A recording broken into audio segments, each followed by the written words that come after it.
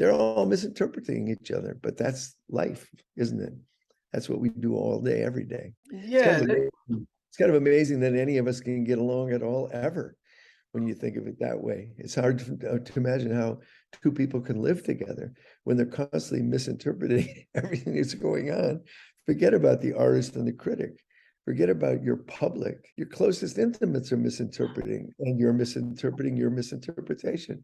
It's the nature of meaning making, that it's subjective. There is a real world, but it's not the real world is not the same for all. It's interpreted, and the interpreted world is endlessly fascinating and endlessly connecting and disconnecting. Or as the great poet June Jordan said in a 3-line poem, and this is my favorite right now, 3-line poem, June Jordan says, "There's no chance we'll fall apart. There is no chance. There are no parts." I like that. It's kind of the theory of unified life, you know? yeah, you were talking about being misinterpreted, and artists are probably more so. And you became a pariah in society, or some at some point. I might, that's hard to deal with. How did you deal with that? I don't think it should be hard to deal with.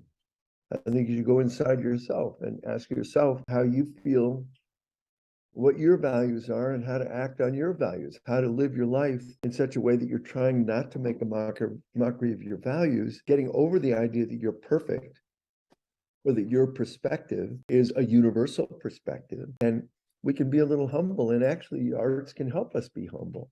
Literature can help us be humble. It can help us see that we're not the center of the universe, you know, and look, you and I live in Chicago, and it's a vast and complicated place. And if one of my friends from New York says, "Oh, Bill, what are we going to do about Chicago?" What the hell is that person thinking about? What is that person talking about? They think that, what are they saying even? Are they talking about Chicago's politics? Are they talking about gun violence? Are they talking about the schools?